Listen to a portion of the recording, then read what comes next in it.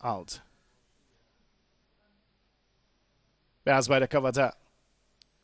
Start verildi ve Uluslararası Jokey turnuvası başladı değerli yarışseverler.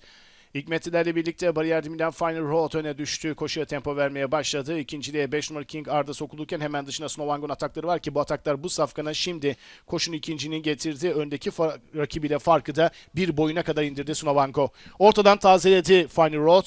Farkı tekrar bir boya kadar taşıdı Snowang'o. Onun temposuna ayak uyduruyor. 1,5 boy kadar geride. Üçüncüyle içeriden 2 numaralı Müdür sokuldu. Müdürün hemen dışında King Arda. Ortalarında 6 numaralı Binbir Umut. 2,5 boy kadar geride iç kulvara yakın Göçmen An. Onların 1,5 boy kadar gerisinde Tierra, 10 numaralı Golden Weapon ve 1,5 boy kadar geride My Daughter şeklinde Uluslararası Jockey turnuvasının başlangıç ayağını oluşturan 4. koşuda son düzle yaklaşılırken 8 numaralı Snavango rakibinden kurtuldu. Farkı 2 boya kadar taşıdı. 4 numaralı Final Road tekrar tazelemeye çalışıyor. 2,5 boy kadar geride. 3. 6 numaralı Binbir Umut var. Onun 2 boy kadar gerisinde 5 numaralı King Arda şeklinde son düzlüğe çıkıldı. Snavango'yu dışarıdan yüklenen Final Road bir kez daha yakaladı ve 400 geçirirken koşunun lideri oldu. En dış kulvardan buralarda 7 numaralı Tierra'nın, onun dışından Göçmen An'ın, aralardan Binbir Umut'un çabalarıyla safkanlar 200'e doğru ilerliyor. Final Road koşunun lideri, fark 2 boy kadar. Dışarıdan Tierra'nın dışından Göçmen An'ın, aralardan yol bulmaya çalışan 3 numaralı My Daughter ve içeriden 2 numaralı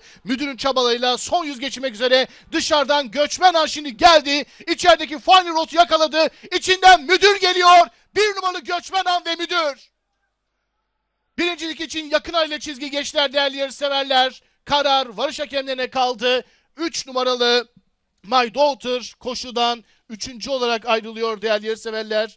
Bakıyorum 1 numaralı Göçmen An ve 2 numaralı Müdür birincilik için yakın aile çizgi geçerlerken 3 numaralı My Daughter, 4 numaralı Final Road ve 7 numaralı Tierra'da tabelanın son 2 basamağı için yine yakın aile çizgi geçtiler. Karar varış hakemlerine kaldı.